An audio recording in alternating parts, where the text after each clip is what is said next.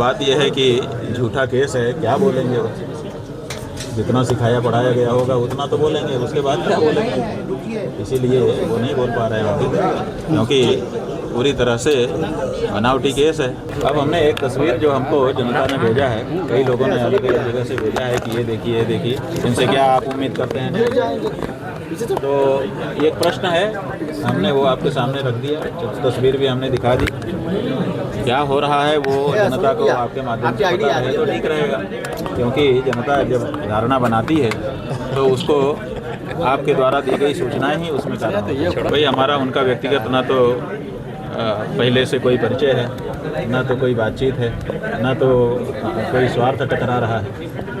IPS जो कर रहा होगा वो मुख्यमंत्री जी के निर्देशादेश पर उनकी इच्छा की पूर्ति के लिए कर रहा होगा।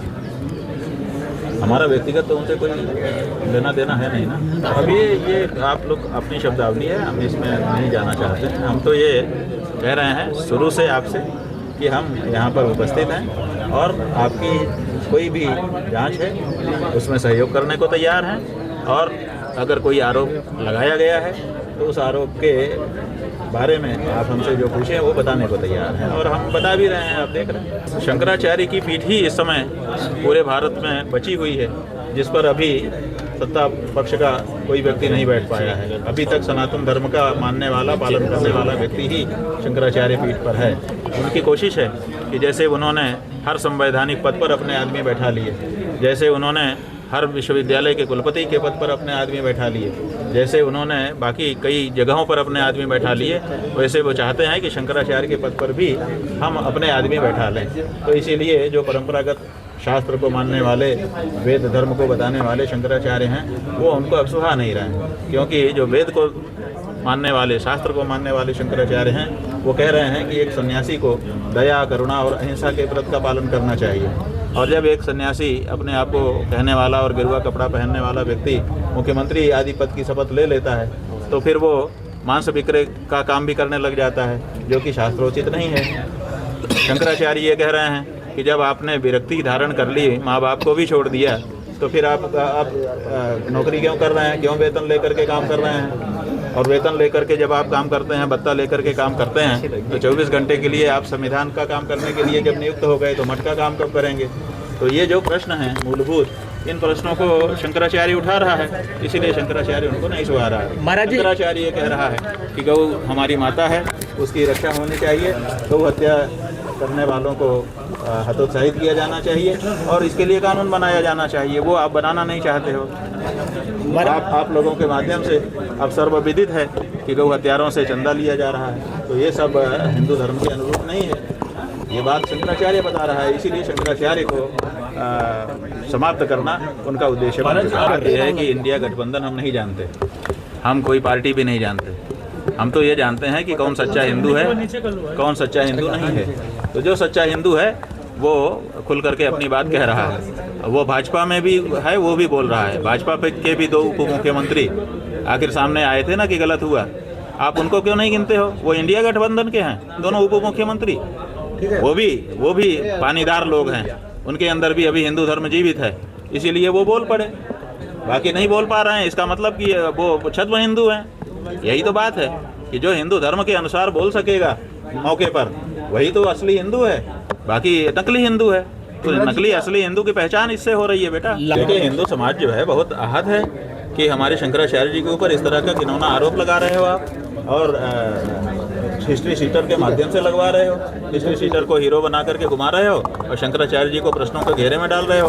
हिंदू समाज के लोग बहुत आहत हैं, इतना आहत हैं कि कह नहीं सकते हैं। लोग हमको टेलीफोन करके रो रहे हैं। बात यह है कि हम लोग मुकदमा जो लेकर के गए थे वासुदेवानंद जी के बारे में कि इनको रोक दिया जाए, अपने आप को शंकराचार्य ना कहें, तो उन्होंने कहा भाई इनको क्यों रोकना चाहते हैं? तो हम लोगों ने शास्त्र दिखाया कि हमारे शास्त्र में लिखा है कि जो व्यक्ति सन्यासी हो जाता है वो फिर नौकरी पेशा नहीं हो सकता है, वेतनभोगी नहीं हो सकता।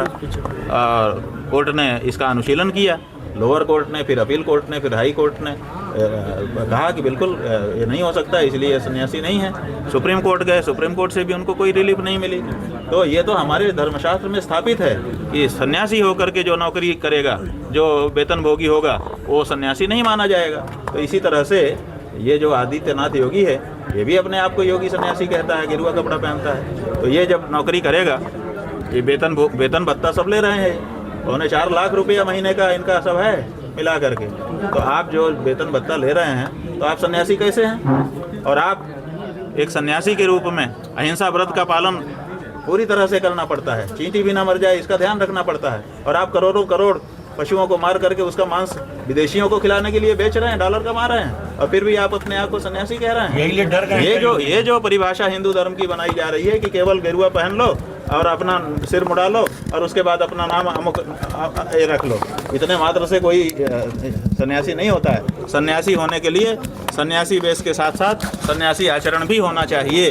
ये बात शंकराचार्य कह रहा है। बात यह है कि ये जो व्यक्ति है जिसने हमारे विरुद्ध शिकायत की है, ये खुद मोइन खान नाम के व्यक्ति के साथ पुलिस अधिकारी के कमरे में जा कर के 1 लाख रुपए की घूस दे रहा था, कह रहा था 12 लाख रुपया महीना देंगे, आप हमारे सारे ट्रक गायों के छोड़ दिया करिए, मत पकड़ा करिए। तो ये गौ हत्यारों का ही तो रेकट है, उसी का तो व्यक्ति है। तो जो स्वयं गौ हत्यारों के साथ खड़ा होकर के और गायों के ट्रक को पार कराने का काम करता हो, वो अब गौ माता की रक्षा करने के लिए निकले शंकराचार्य के ऊपर आक्षेप लगाए, इसमें क्या आश्चर्य है? लेकिन आश्चर्य ये है कि अपने आप को सन्यासी कहने वाले योगी आदित्यनाथ की सरकार के द्वारा उसको संरक्षण मिल रहा है और उसकी बात को आगे बढ़ाया जा रहा है। माने हो सकता है, क्योंकि ये तो प्रमाणित है, जेल में रह चुका है। नवनीत राणा नाम के जो अधिकारी थे उन्होंने इनको पकड़ा था और पकड़ करके जेल में डाला था। तो ये व्यक्ति गौ तस्करी के मामले में जेल जा चुका है। स्वाभाविक है, हो सकता है कि इसको फंडिंग की जा रही हो, लेकिन उसके साथ साथ जो उत्तर प्रदेश की पुलिस है वो भी तो मदद करती दिखाई दे रही है। वो भी तो इनके साथ सेलिब्रेशन करते हुए फोटो में अभी हमने जो फोटो दिखाया दिखाई दे रही है। इससे पता चलता है कि गौ हत्यारी जो कंपनियां हैं और जो सरकार के लोग हैं उनका जो नेक्सस बना हुआ है उसमें ऐसे अपराधी सम्मिलित है। वो चल रही है मुहिम हमारी, वो युद्ध हमारा चालू जारी है और हमने 11 मार्च का कार्यक्रम अभी निरस्त नहीं किया है। हम बिल्कुल वहाँ पहुँचेंगे और पहुँच करके जो हमको कहना है, घोषणा करनी है, 40 दिन में जो रिजल्ट आने वाला है उसको हम बताएंगे। क्यों नहीं बताएंगे? हमारे जो 3 अन्य पीठ के शंकराचार्य जी हैं, हम चारों परस्पर निरंतर संपर्क में रहते हैं, बातचीत हम लोगों की होती रहती है, कोई ऐसी बात ही नहीं है नहीं इस मुद्दे पे आपस में बात ना हो।